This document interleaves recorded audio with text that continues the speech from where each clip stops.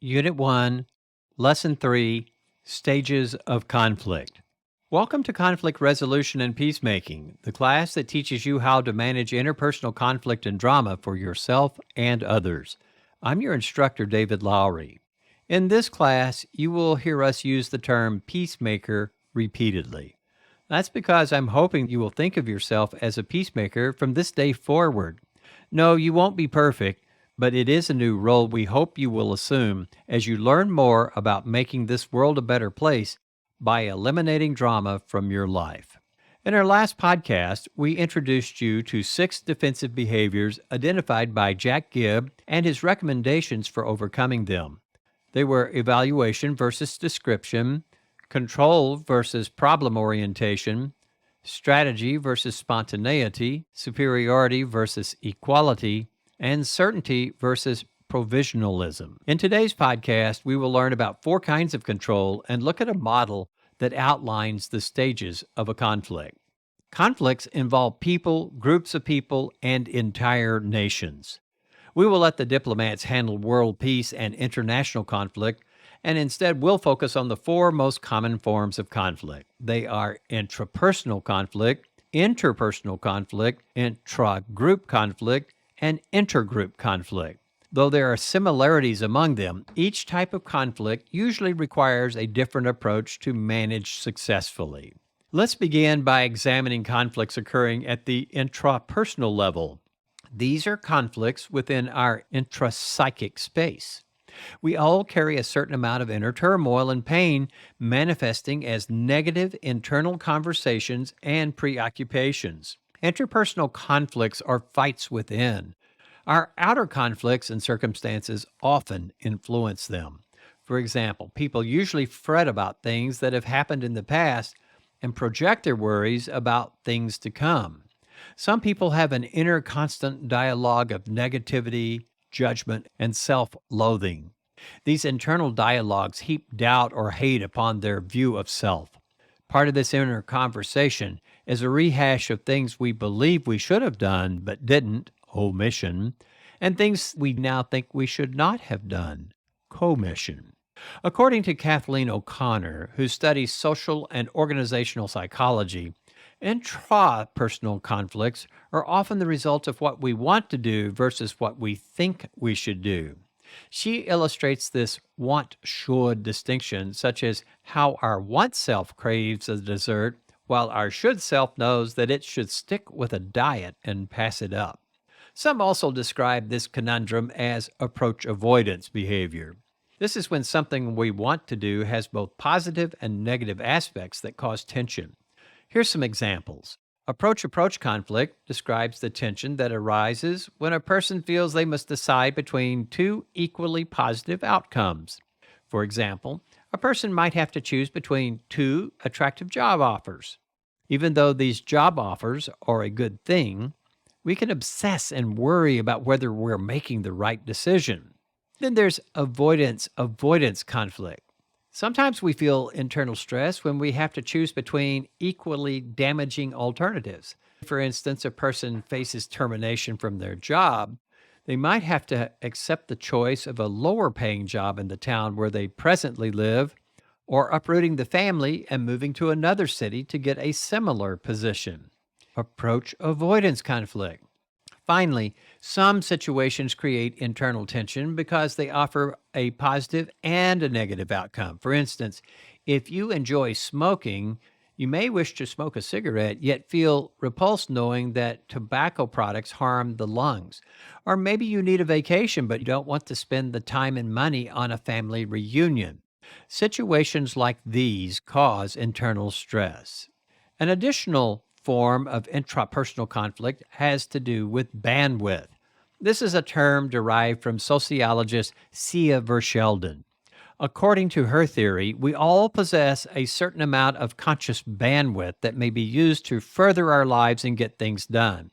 When worry consumes our bandwidth, there's less cognitive space to process the needs of our everyday life effectively.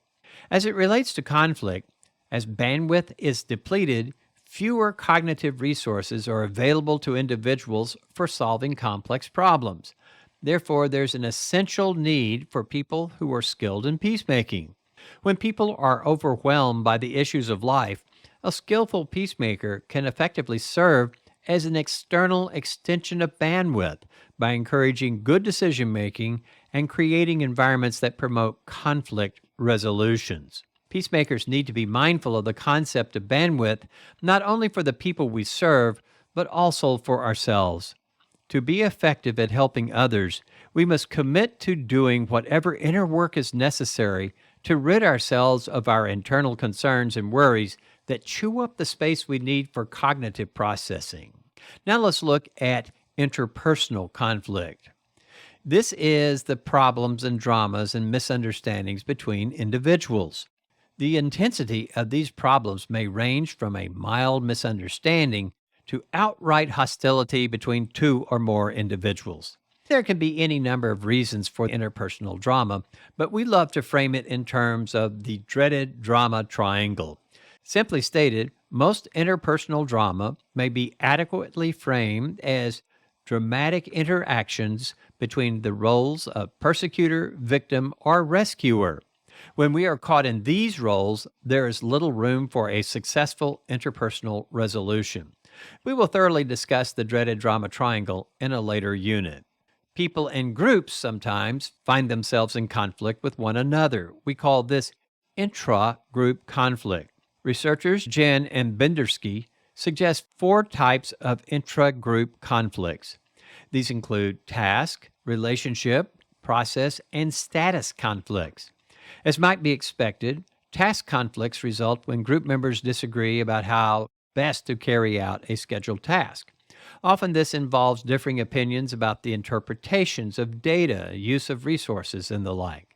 Relationship conflicts involve those tensions, annoyances, and frictions that develop between one or more individuals. Process conflicts have to do with rules and procedures with how a task is done. These include the means and methods and the why something is done. Finally, Bendersky and Hayes identified that status conflicts concern a group's organizational social hierarchy, such as leadership, oversight, and who oversees whom. Not only do people within groups engage in conflicts, but sometimes groups of people also engage in conflict against other groups of people. According to realistic conflict theory, groups often have incompatible goals and compete for scarce resources. Also, there are competing social identities and categorizations between groups, which cause them to look more favorably at their groups than others. Conflict between groups also occur because of favoritism and privilege that in-group members receive versus those in out-groups. For instance, middle managers and vice presidents usually receive more respect and institutional benefits than rank-and-file members. While more could be said about the causes of intergroup conflict, one of the ways organizations can reduce this form of conflict is to build interdependent functions within the various groups of their organization. Frequency, duration, and intensity. Regardless of whether a conflict is intrapersonal, interpersonal, intragroup, or intergroup, the seriousness of disagreements can be described in terms of frequency, duration, and intensity. Frequency describes the number of times, such as how many times a week, someone or some group engages in conflict. As we will learn later, significant psychological and physiological problems can develop in individuals who are continuously exposed to conflict. Duration refers to the length of a conflict. Some people can move through conflicts rather quickly. Once the conflict is over, they forget about it and move on. But others may take days, weeks, or years before finding a resolution. Conflicts of longer duration require greater mental bandwidth. Conflicts with shorter periods provide people with more bandwidth, peace, and stability. Finally, conflicts can be ranked in range of intensity, such as mild annoyance to intense rage. In an ideal life, our conflicts would be few, last for a short time, and be low in intensity. But in real life, we may find ourselves shouldering many conflicts, which these 3 variables differ. This discussion brings us to a way of looking at conflict by examining the stages or life cycle of a conflict. Stages of conflict. Admittedly, conflicts are messy things that make them difficult to describe and understand. To help with this difficulty, scholars often find it helpful to explain conflict by identifying standard stages. For instance, one might describe conflicts as a story with a beginning, middle, and end. Identifying common steps helps provide peacemakers with a roadmap in which we may anticipate and predict behaviors. As people describe their situations, we can mentally identify where they are in a conflict cycle.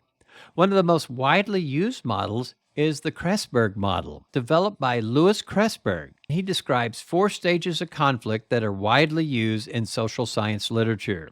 The steps he identifies are emergence, escalation, de escalation, and settlement. Emergence is like the defensive behaviors we discussed earlier.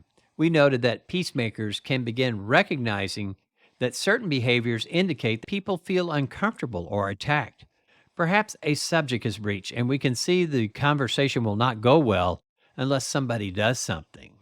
Escalation is when one takes offense to what someone says or does and decides to react with increased negativity or aggression. If the emergent step is gasoline, escalation is the match that lights the fire. De escalation occurs as those involved decide to stop their reactive behaviors and move on. The problem remains unsolved, but people aren't actively fighting one another as before.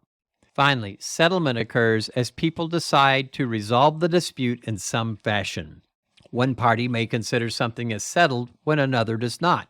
The best settlements happen when all concerned find a way to resolve their differences and reconcile their relationships for the good of all. There is no time limit for these stages. People can be openly hostile for years. Many disputes remain hopelessly unresolved. Kressberg's widely used model has variations as well.